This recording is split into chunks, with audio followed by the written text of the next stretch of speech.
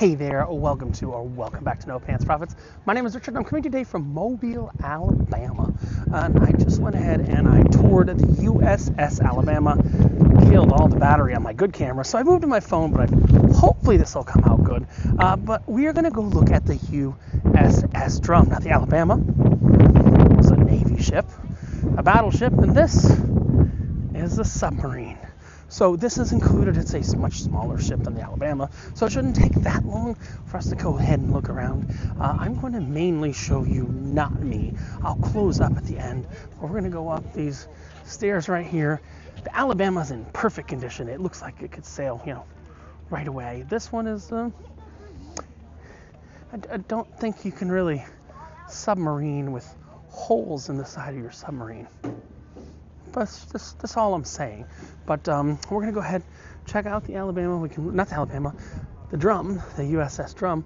We're going to check out the Drum, walk around the Drum, and see how it might compare to the Alabama in its state of restoration/preservation. All right, so this is probably going to be a bit more cramped. Let's go ahead and take ourselves a little tour of the USS Drum. This is in Mobile, Alabama, right off of I-10. $16 gets you, well, $18 is the normal price. $16 if you're a AAA member or a coupon. Gets you into this, the Alabama, some airplane stuff. It's all out in the parking lot. But this is the USS Drum. There's the exit. Let's walk through. Alright, so this is the part that would be out of the water, obviously, and you can see that this is a little rustier. If you haven't watched the Alabama yet, check out the Alabama. The deck and everything looks brand new, but this is the USS Drum. I think we're going to be able to go inside of it. USS Drum, right there. There's got to be a down somewhere.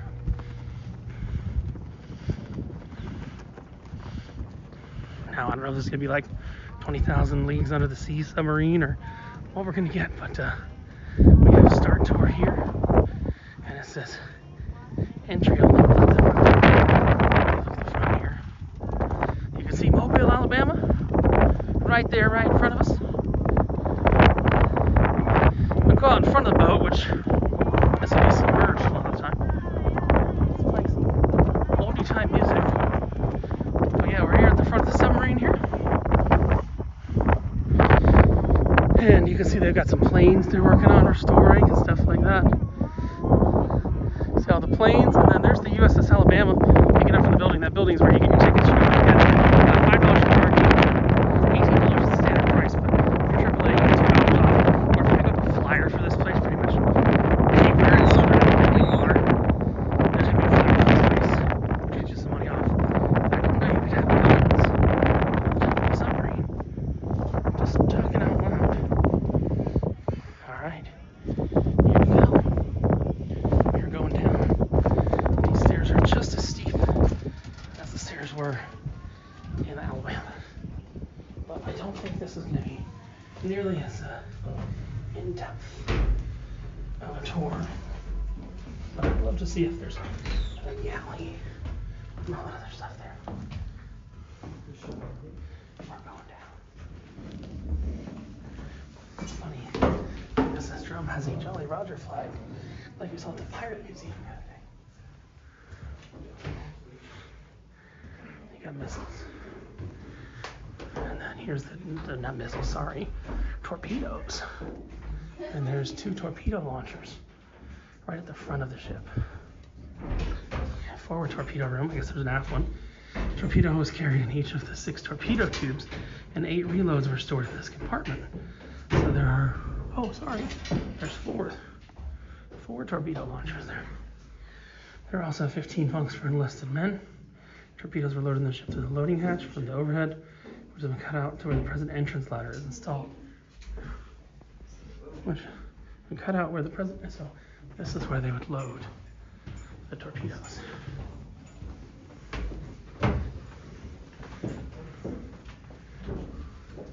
Officers' washroom. Oh, that's literally a shower. I assume that sign is for tourists, not for the people that were working on the show. Oh my. Yeah, so that's the officer's washroom. These hatches are submarine hatches. So yeah, this is not a very accessible tour. So here's the galley. USS Drum. We've got a dining room. That's the wardroom. Officers ate their meals in this room. It was also used for conferences, writing reports, and relaxing. This is an officer's two-man stateroom. Again, space very much at the of the essence here. Oh, this is the other side of the officer's mess. Then we have an officer's two-man stateroom. I don't even know how many people were staffed in here. Officer's three-man stateroom. So we're going down a bit in rank. And the captain's cabin. The captain had his own cabin. I guess the captain was Howard Walter Gilmore. You can see his cabin, his bed. Obviously no windows or anything because it's a submarine. Then we had a 5-officer bunk room. Again, a lot more so far. A lot more room for everything than the other ship, and the ship's office. That's just the ship's office. All right. It's a long submarine. Ooh. This is the main control room. I do love the accessibility of this, how you can pretty much see everything here. You can see your vents, engine telegraph maneuvering room, and this is where you got all the valves. That's just a normal, that's funny. That's just a light bulb book back there. It's not actually working anymore.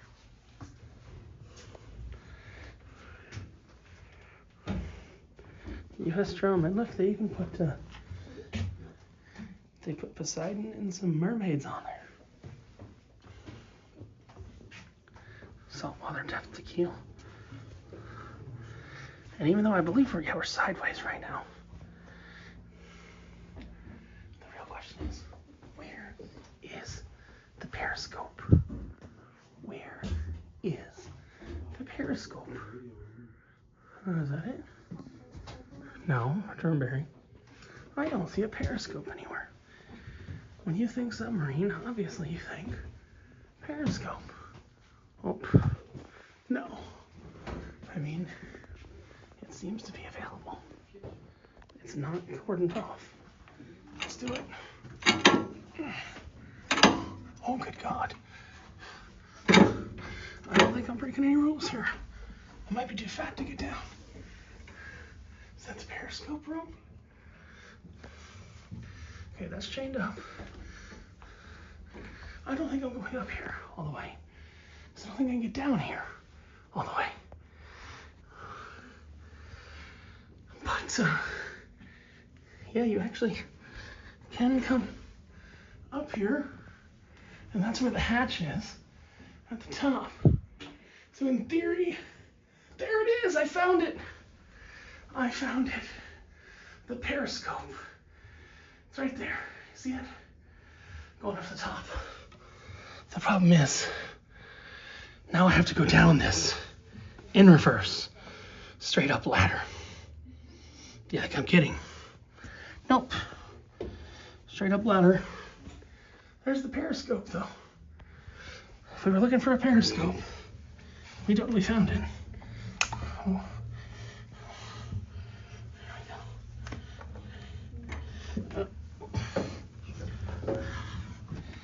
The periscope is up here, and you can go up there. If you want to see the periscope, that's where it is. All right. Gas mask. This one's locked. I'm not going to touch it. Our door's closed, but that door was easy to open. This is a not labeled storage room. Like a radio room.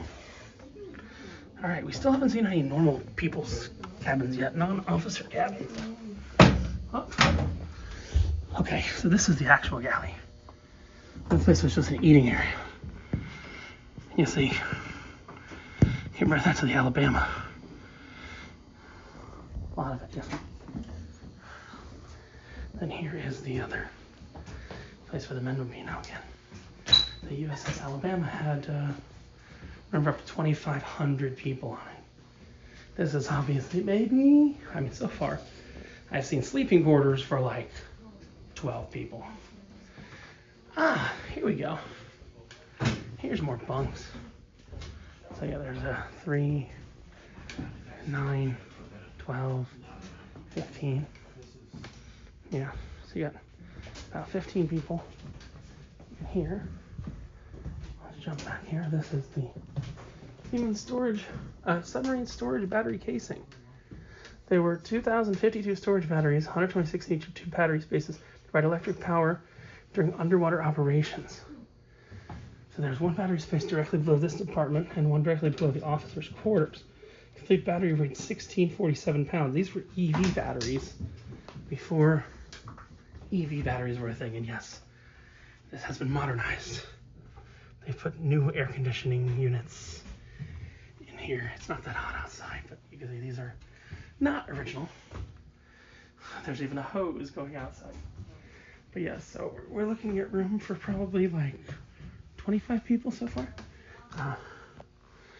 Yeah, so during World War II, the U.S. Navy had a total of 318 submarines. Some were not completed in time to make war patrols before they were ended. Some were used only for training. Made a total of 1,682 war patrols. Nearly 20% of those which went on patrol were locked, and that's where you would store your uniform. And what we got here, that is a bathroom. We saw the officer's shower. That's a bathroom. It's a shower. That looks to be clothing. Yeah. Proof shower and washroom. Yeah, that's a washing machine right there. It's talking about borax. Alright. Jumping through here.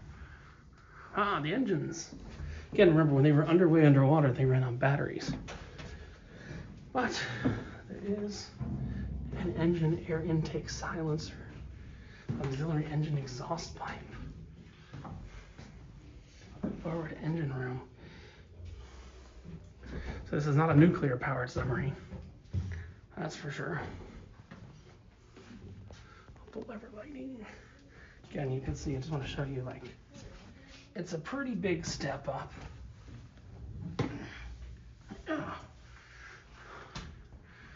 We got more engines back here. Ooh. And a plexiglass one. So you can kind of see what's going on around that engine there. Again, more engine air intake silencers.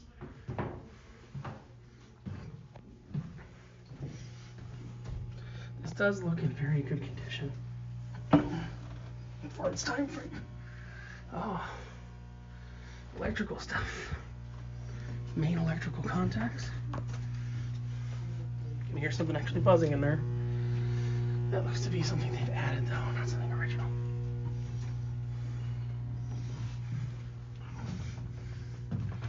I think we're almost at the end here. That's the most spacious place in the whole thing. Where you would watch the engines, control the engines. No computers or anything here. All just analog tech, switches like that. Really interesting switches and stuff of the sorts. Oh yeah, I forgot. Yeah, the torpedo launching up. So there's room for some crew in the torpedoes. I would put it, if we're just counting beds, maybe 35 or 40, unless they remove someone. They were this 95-pound, see, accurate, it's flashing, sorry. It's 95-pound nut secured the drum's port side propeller to its shaft, as you can see. Wow. As you can see, it was stamped in error as belonging to the Drum. Oh, it says Drum there. Oh, where? Oh, the Drum. D-U-R-M. Yeah, the flashing light makes it really weird. Watch your head. Uniform code of military justice. It's so small, it's almost unreadable. And they literally, the soldiers, the Navy guys, would sleep in between the torpedoes. This is torpedo loading in the bunks. So again, I'm going to put it at like 35, maybe 40. And then these are the back torpedoes.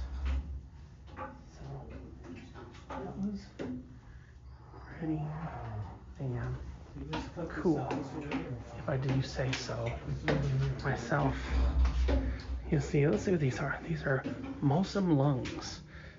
Following the sinking of U.S. submarine S4 in 1927, sinking which the entire crew was lost, a serious effort was undertaken to improve submarine safety procedures.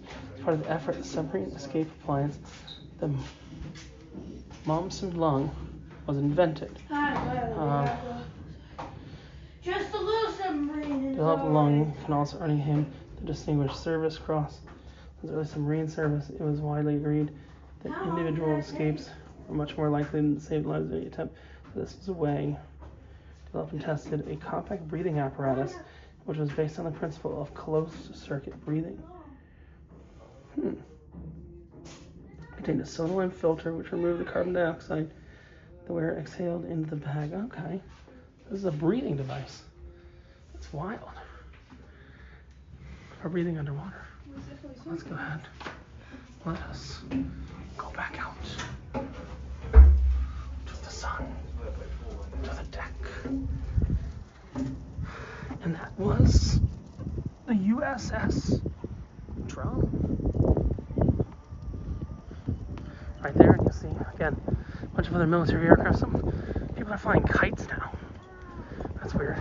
And then right in front of it, we had a separate tour of that one that's much longer than this. Is the USS Alabama. So, that's about it. This is Richard from No Pants Profits. Coming to you for once on this phone because this guy is dead. There was so much over in Alabama on the USS Drum, reminding you that when you wear no pants, the one thing left loose